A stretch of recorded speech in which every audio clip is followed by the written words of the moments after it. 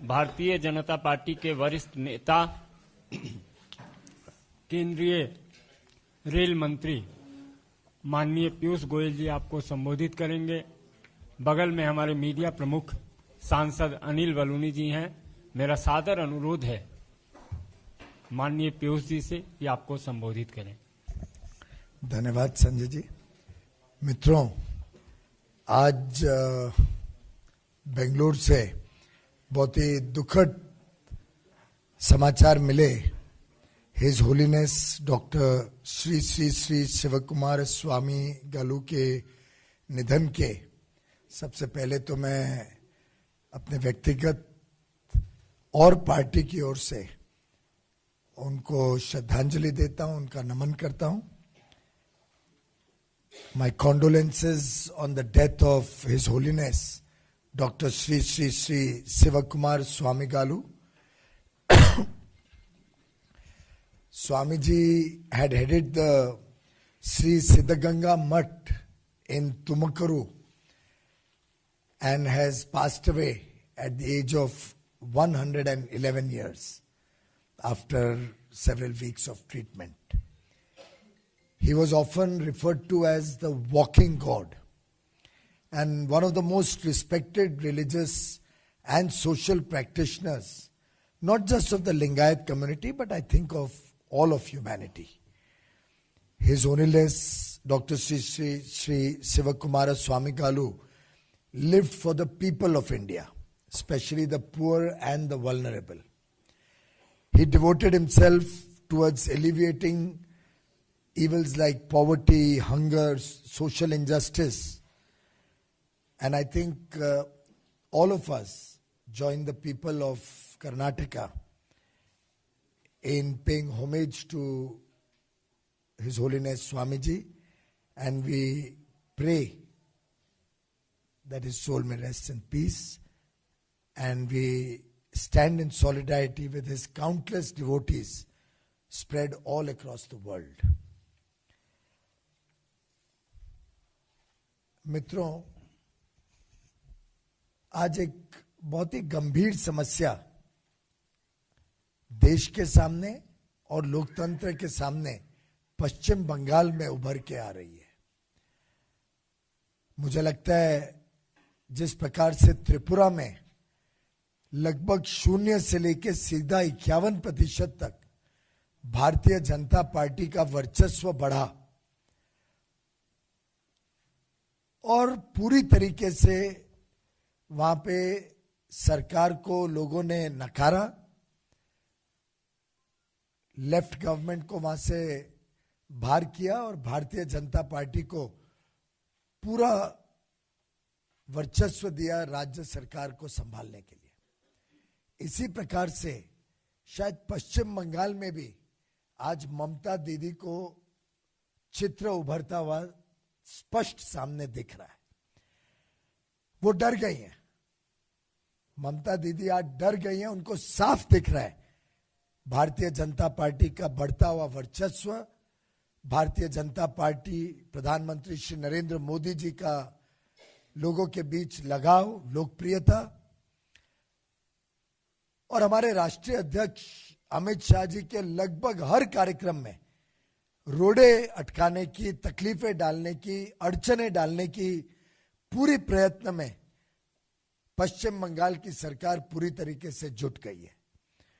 वैसे देखो तो हम रैली के लिए परमिशन मांगते हैं, रैली नहीं होने देते। हम यात्रा निकालना चाहते हैं, यात्रा को रोक दिया जाता है। माननीय अमित शाह जी के हेलीकॉप्टर तक को उतरने की परमिशन के लिए हर प्रकार की अड़चन डाली जाती है। नहीं, यहां नहीं उतार सकते, वहां उतारो, वहां नहीं उतार सकते, तीसरी जगह उतारो। अब सभा स्थान एक जगह पे मालडा में कल है। कल माननीय राष्ट्रीय अध्यक्ष अमित शाह जी मालडा में जनसभा को संबोधित करने जा रहे हैं। बगल में हवाई अड्डे पे चॉपर की लैंडिंग स्ट्रिप है। कह दिया जाता है वहां पे रिपेयर का काम चल रहा है और चॉपर अलाउ नहीं करेंगे। मैं तो अभी देख रहा था एक समाचार वेबसाइट में, उसका पूरा चित्र भी दिखाया गया है और एकदम क्लियर हेलीपैड की साइट है। कोई अड़चन नहीं है, कोई रिपेयर का काम नहीं चल रहा है। पूरा क्लीन है एरिया वहां पे। और हाल ही में थोड़े दिन पहले ममता जी का भी हेलीकॉप्टर वहां उतरा है, लेकिन अमित शाह जी के हेलीकॉप्टर का इतना खौफ है, और मैं समझता हूं ये खौफ बार बार देखने को मिल रहा है। ये डर तृणमूल कांग्रेस का और ममता दीदी का स्पष्ट हो रहा है। जिस प्रकार से वहां पे राजनीतिक हत्याएं हो रही हैं, जिस प्रकार से वहां जब लोकल बॉडी के चुनाव थे, कैंडिडेट्स को अपना नामांकन पत्र नहीं भरने दिया, नॉमिनेशन फॉर्म नहीं भरने दिया, जिस प्रकार से दिन दिहाड़े हत्याएं पश्चिम बंगाल में राजनीतिक कार्यकर्ताओं की हो रही हैं। हमने बाइक रैलीज निकालने की रिक्वेस्ट करी, उसको नामंजूर कर दिया। हमारे युवा शक्ति को, भारतीय जनता युवा मोर्चा के कार्यकर्ताओं को बाइक रैली की परमिशन नहीं दी। उल्टे कलकत्ता हाईकोर्ट को, राज्य सरकार को आड़े लेना पड़ा, सवाल पूछना पड़ा कि भाई क्यों मना कर रहे हो, एक बाइक रैली निकाल रहे हैं, कोई तकलीफ नहीं होनी चाहिए, आखिर कानून व्यवस्था राज्य सरकार का काम है। पीछे पंचायत चुनाव में 36 भाजपा के कार्यकर्ताओं की राजनीतिक हत्याएं हुई, लगभग 1300 से अधिक लोग इंजर हुए, और पूरे राजनीतिक हत्याएं देखें तो उस दौरान 80 लोगों की राजनीतिक हत्या। किस प्रकार की कानून व्यवस्था आज पश्चिम बंगाल में चल रही है। और मैं समझता हूं जिस प्रकार से ये 7 साल का शासन तृणमूल कांग्रेस और ममता बनर्जी जी का रहा है, ये स्पष्ट दर्शाता है कि वहां पे एक प्रकार से पूरी कानून व्यवस्था काबू के बाहर है। शायद बंदूकों के और डंडों के जोर पर राजनीति चलाने की अधीन हो गई है वहां की सरकार, वहां के राजनीतिक दल, और हमें सबक सिखाने की कोशिश होती है लोकतांत्रिक मूल्यों पर मैं पूछना चाहूंगा कि ये जितने मित्र दल इकट्ठे हुए थे, उनको आज वहां की लोकतांत्रिक परंपरा ध्वस्त हो रही है, उसके बारे में क्या कहना है? कांग्रेस क्या कहना चाहती है वहां की लोकतांत्रिक व्यवस्था के ऊपर? वैसे तो अगर हमारी सरकार कोई राजनीतिक दल के इतने वरिष्ठ नेता की रैली ना होने दे तो पूरे देश में बवाल मच जाएगा इंटॉलरेंस का।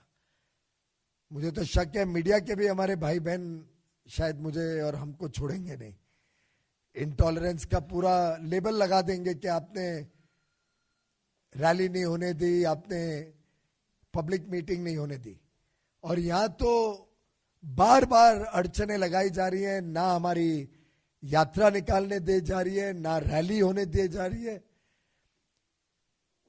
जब बहुत प्रेशर आता है, पब्लिक प्रेशर आता है, तब बड़ी मुश्किल से एन वक्त पे फिर सरकार यू टर्न करके परमिशन देती है, उस उम्मीद में कि शायद अब इतनी देर हो गई कि जनता ना पहुंच पाए। पर मैं स्पष्ट करना चाहूंगा, आज पश्चिम बंगाल की जनता पूरी तरीके से राज्य सरकार की नाकामियों से परेशान है, दुखी है, और मन बना लिया है कि भारतीय जनता पार्टी को बहुत ताकत देके इस आगे आने वाले लोकसभा चुनाव में विजयी बनाएगी। मैं समझता हूं तृणमूल कांग्रेस ने त्रिपुरा का जो हाल हुआ वो अब पश्चिम बंगाल में होने जा रहा है, और भारतीय जनता पार्टी बड़े रूप में उभर गई है, उभर रही है।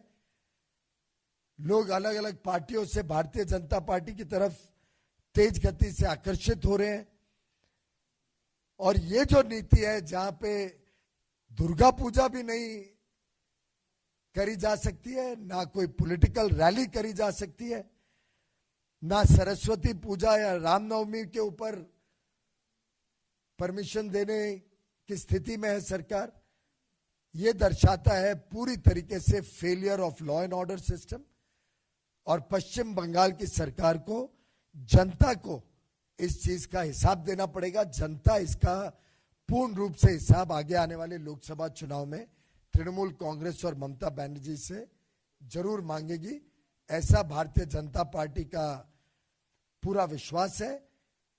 कल मालडा में माननीय अमित शाह जी की जनसभा होगी और भारी संख्या में वहां पे जन सैलाब आने वाला है मुकाबला करने के लिए तृणमूल कांग्रेस के अत्याचारों का और लोकतांत्रिक शक्तियों को और प्रबल और मजबूत बनाने के लिए मुझे विश्वास है अपने बंगाल के भाइयों बहनों पे कि वो किसी भी प्रकार के दिक्कतें सह के भी इस प्रकार के अन्याय का सामना करेगी और अन्याय को कभी बर्दाश्त नहीं करेगी। धन्यवाद। अनामिका रत्ना।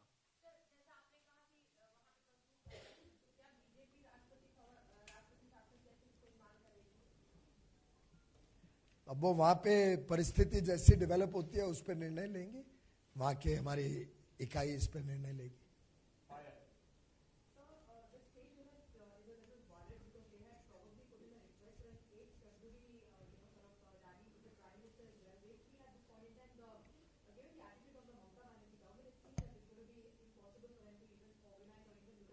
मैं समझता हूं this is the worst form of anarchy and failure of total state government machinery that even the honorable prime minister's rally, if they don't allow, it's a complete collapse of the law and order system. And I think the leadership has failed in the state of West Bengal and probably extremely worried that the people of West Bengal have lost the trust of the state government. I think the leadership of Trinamool Congress is realizing that their days are numbered. The people of West Bengal, Paschim Bengal are looking for change. Thank you.